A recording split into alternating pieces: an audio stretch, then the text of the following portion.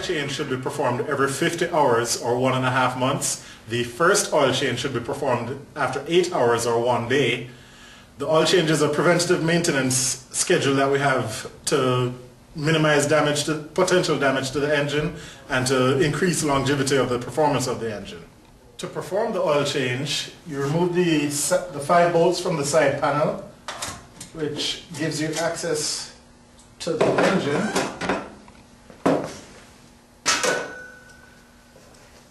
Once you have access to the engine, you will notice we've added a convenient oil drain hose that allows you to drain the oil directly into a pan instead of draining it onto a machine and then trying to remove it. You will need 2 wrenches to perform this.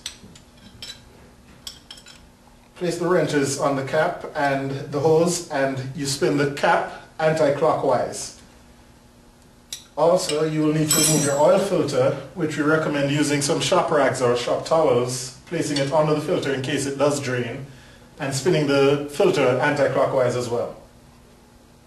Once all the oil is drained, return the cap to its location by turning it clockwise onto it, tightening it with the wrenches. Return the oil filter to its location by using a manufacturer recommended Briggs & Stratton filter. Lubricate the seal with some oil before you put it back, then screw it clockwise back into position. Once all that's accomplished, then you put the hose back into its storage position, which is conveniently mounted on the engine. Now that you've removed the oil and replaced the oil cap and oil filter back in place, on the other side of the engine you can find the filler cap mounted on the valve covers. You can fill it with oil. 1 quart of oil is usually required of fully synthetic Mobil 1 5W30 oil.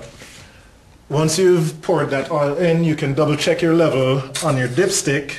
Make sure it's at the full mark. If needed, top up as necessary. Do not overfill.